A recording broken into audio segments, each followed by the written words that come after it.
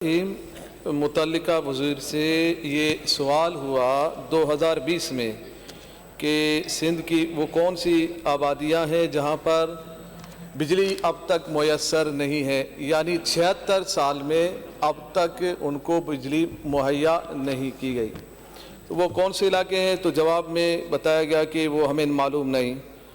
اور پھر ساتھ میں وزیر صاحب نے دوسرے سوالوں کے جواب میں یہی کہا کہ ہم تیزی سے یہ کام کو ٹھیک کرنے کی طرح جا رہے ہیں۔ 76 سال کی تیزی، یہ کیسی تیزی ہے کہ اب تک پوری نہیں ہوئی؟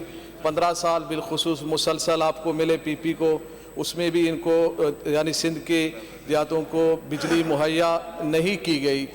اب آپ دیکھیں 54% یہ خود اقرار کر رہے ہیں کہ 54% آبادی کو ابھی تک بجلی نہیں دی گئی ہے۔ تو 54% کا مطلب یہ ہوا آپ 6 کروڑ بھی آبادی پورے سندھ کی لگا لیں تو 3 کروڑ آبادی کو ابھی تک بجلی میسر ہی نہیں ہے۔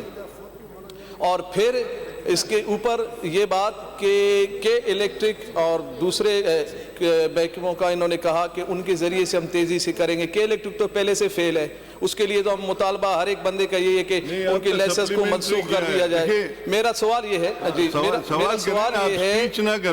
میرا یہ سوال یہ ہے کہ یہ تیزی سندھ حکومت کی کتنی تیز ہوگی کہ 3 کروڑ عوام کو فوراً تیزی سے یہ بجلی دے دی جائے؟ کیا 76 سال اور گزریں گے یا اور بھی وقت لگے گا، یا 1 سال کے اندر اور اب آپ کا یہ جو حکومت ہے اس سے ختم ہونے سے پہلے ہی 3 کروڑ عوام سندھ کو جو ہے نا بجلی میسر ہو جائے گی؟ جی